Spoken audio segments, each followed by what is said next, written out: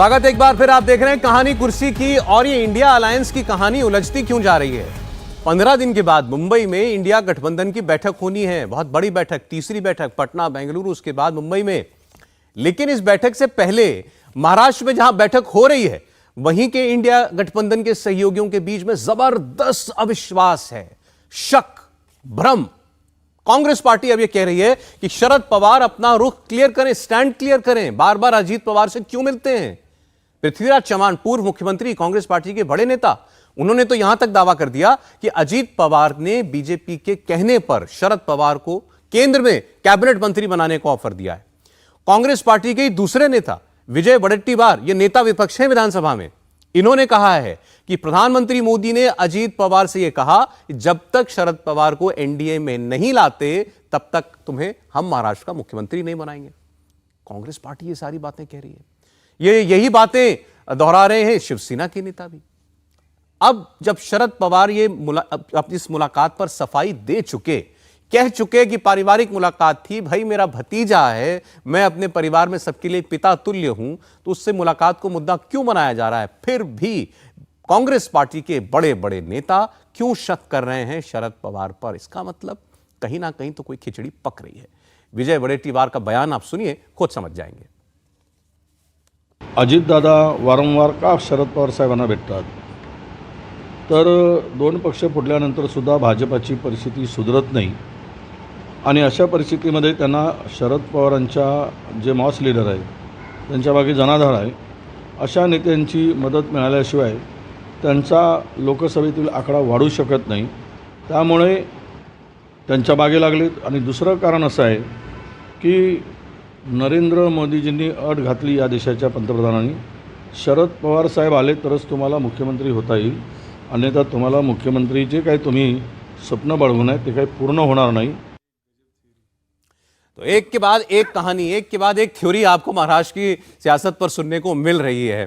कितने लोग मुख्यमंत्री बनेंगे भाई? देवेंद्र फडणवीस, अजीत पवार, और जो मुख्यमंत्री हैं वो क्या करेंगे? जी सौरभ, सबसे पहले तो अजीत पवार की मुख्यमंत्री बनने की जो थ्योरी है वो सिर्फ और सिर्फ अटकलबाजी है। आप तय मान सकते हैं कि अगले विधानसभा चुनाव तक शिंदे ही मुख्यमंत्री बने रहेंगे। बीजेपी की ऐसी कोई प्लानिंग नहीं है कि उनको हटाकर और अजीत पवार को सीएम बना दिया जाए। हाँ, अजीत पवार अगर ये नैरेटिव चलाते हैं, एनसीपी के तरफ से ये नैरेटिव चलाई जाती है, तो उनको ये फ़ायदा रहेगा कि एनसीपी के ज़्यादा से ज़्यादा लोग उनके साथ रहेंगे। दूसरी तरफ कांग्रेस पार्टी अगर ये नैरेटिव चलाती है या उद्धव ठाकरे ये नैरेटिव चलाते हैं, तो शरद पवार के ऊपर प्रेशर बनाने में सफल होंगे।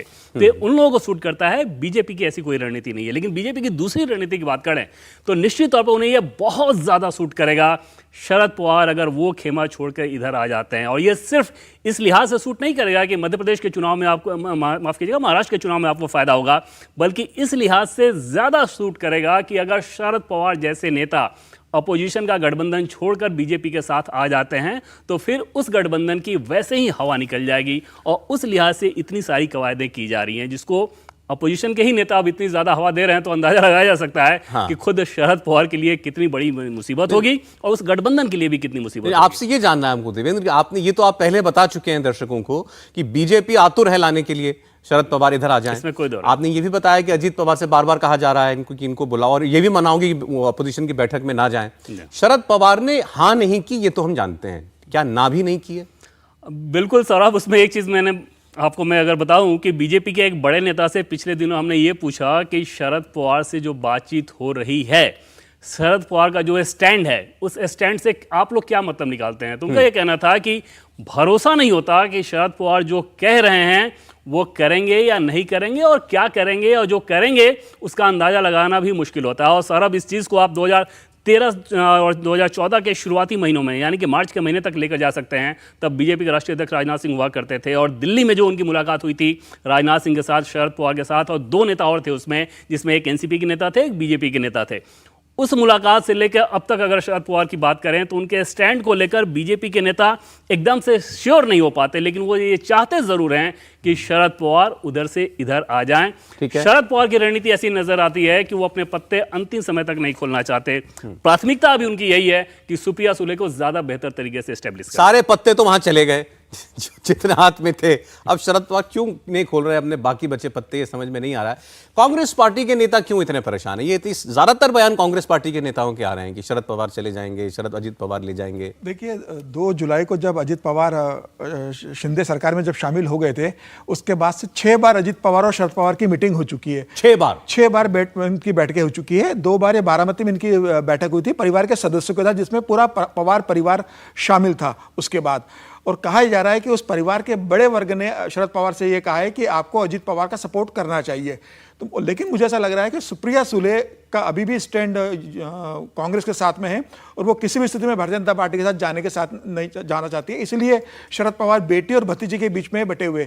इसके अलावा अजित पवार की एक अभी जो मुख्यमंत्री बनने की मंशा, उनका पूरा ध्यान अभी 16 विधायक की जो अयोग्यता का मामला एकनाथ शिंदे के साथ लटका हुआ है। और मुझे लगता है आने वाले कुछ दिनों में स्पीकर राहुल नार्वेकर को इस पर फैसला लेना है। अगर वो उनके खिलाफ जाता है, जिसकी संभावना लगभग नगण्य है क्योंकि स्पीकर उनके खिलाफ फैसला लेंगे नहीं, अगर उसके बाद सुप्रीम कोर्ट का निर्णय अगर उनके खिलाफ आता है, जो शिवसेना जा रही है, तो उस स्थिति में अजित पवार मुख्यमंत्री बनने की संभावना अपने लिए देख रहे हैं। लेकिन फिलहाल महाराष्ट्र की राजनीति में कांग्रेस और राष्ट्रवादी कांग्रेस के बीच में बहुत ज्यादा अच्छे संबंध नहीं है। देखिए, समाजवादी पार्टी टूट के चली गई है। समाजवादी पार्टी ने, राजू शेट्टी ने जब जो तीसरा मोर्चा महाराष्ट्र में बनाया, उसके अंदर समाजवादी पार्टी महाराष्ट्र की चली गई है।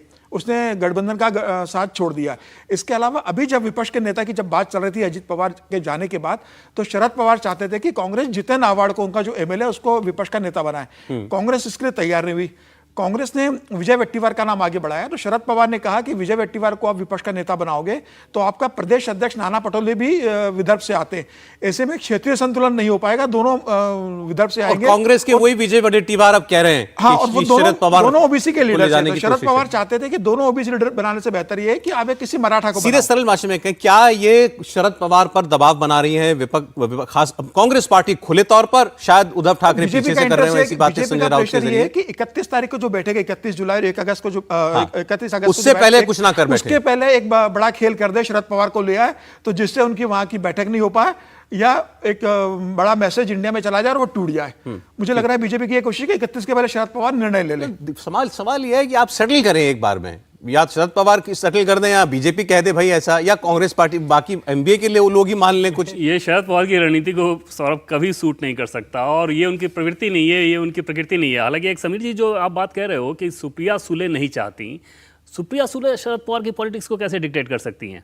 सुप्रिया सुले की इतनी राजनीतिक समझ लगती भी नहीं है। मतलब जो दिखता है पार्लियामेंट के उनके परफॉर्मेंस को अगर देखें तो ऐसा लगता नहीं कि कोई पॉलिटिकली वो बहुत ज़्यादा शार्प हो। मैं आपको एक दिलचस्प सौरभ बताऊं कि कई बार तो पार्लियामेंट के हाउस के अंदर लोकसभा की कार्रवाई जब चल रही होती है, जैसे इस बार भी जब अविश्वास प्रस्ताव पर चर्चा चल रही थी, तो उस चर्चा के दरमियान मैंने उनको देखा कि उनका जो पैकेट था उसमें से अलग अलग बिंदी निकाल के वो लगातार ट्राई कर रही थी। मैं बड़ा हैरान हुआ इस बात पे कि देश की सांसद अविश्वास प्रस्ताव पे चर्चा चल रही है और वहाँ पे वो अपनी बिंदी चेंज करने में मशगूल हैं। तो इससे ये तो मैं बिल्कुल सहमत नहीं हो सकता कि सुप्रिया सुले तय कर रही होंगी कि आपको बीजेपी के साथ नहीं जाना है। सुप्रिया सुले के दोस्तों की भी बात करें तो दिल्ली में जब वो रहती हैं तो उनके अधिकांश जो दोस्त हैं वो बीजेपी के सांसद ही हैं।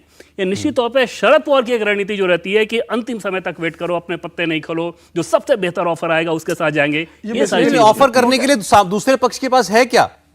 सामने से क्या ऑफर है? इधर जो ऑफर है एक ही तरफ से, बीजेपी की तरफ, बीजेपी की तरफ से नहीं। उधर से ऑफर ये है कि जैसे शरद पवार की महत्वाकांक्षा कहीं ना कहीं ये रहती है कि कल को अगर अपोजिशन का कोई बड़ा रोल मिले तो उसके लिए वो आगे हैं, जो कि बीजेपी के में ये तय करते वक्त क्या शरद पवार साहब को आयु का कोई बोध नहीं होता होगा? नहीं, दुर्भाग्य से नहीं हो रहा है।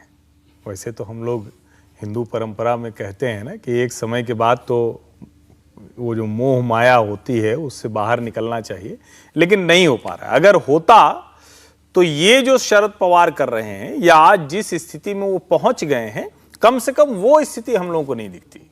महाराष्ट्र की राजनीति को बड़े अच्छे से समीर जी समझते हैं, बहुत कुछ किया इन्होंने, तो पुस्तक भी वहां की राजनीति पर लिखी है। देवेंद्र जी बहुत अच्छे से देख रहे हैं, जान रहे हैं क्या कुछ है। हम लोग भी थोड़ा बहुत देखते रहते हैं।